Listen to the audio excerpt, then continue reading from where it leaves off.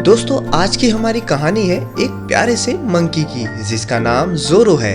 जोरो हमेशा उदास रहता था क्योंकि उसका कोई भी अच्छा दोस्त नहीं था। एक दिन जब जोरो नदी किनारे बड़े आराम से बैठा था, अचानक उसकी नजर पानी में हो रही एक हलचल पर पड़ती है। जोरो देखता है कहीं से एक भयानक मगरमच्छ छोटे से फ्रॉग को खाने के लिए धीरे धीरे आगे बढ़ रहा है, लेकिन इस फ्रॉगी को इस बात का बिल्कुल भी अंदाजा नहीं है। हमारा जोरो उस छोटे से फ्रॉगी की जान बचाने के लिए तुरंत जोर जोर से आवाज लगाता है, पर हमारे फ्रॉगी महाराज जब एक बार सोते हैं तो वो किसी की नहीं सुनते। लेकिन हमारा जोरो हार नहीं मानता, बल्कि और जोर जोर से आवाज लगाता है और आखिरकार फ्रॉगी की आंख खुल ही जाती है और वो तुरंत वहां से झपाक करके निकल जाता है और उस भयानक क्रोकोडाइल को हताश होकर अपने घर लौटना पड़ता है। फ्रॉगी उसकी जान बचाने के लिए जोरो को थैंक यू बोलता है और इस तरह दोनों में गहरी दोस्ती हो जाती है। दोनों मिलकर ढेर सारी मस्ती करते, जहाँ जाते सभी जानवरों को अपनी दोस्ती की कहानी सुनाते कि कैसे वो दोनों एक अच्छे दोस्त बने।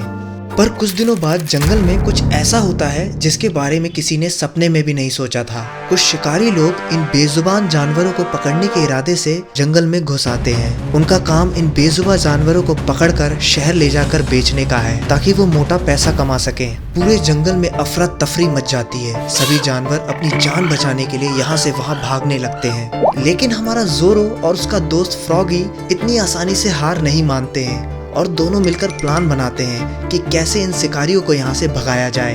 दोनों मिलकर सभी जानवरों को इकट्ठा करते हैं और सभी जानवरों को अपने प्लान के बारे में बताते हैं कि कैसे हम सब मिलकर इन शिकारियों का सामना कर सकते हैं। और फिर अपने प्लान के मुताबिक जोरो और फ्रॉगी सभी जानवरों को एक जगह सुरक्षित छुपा देते हैं।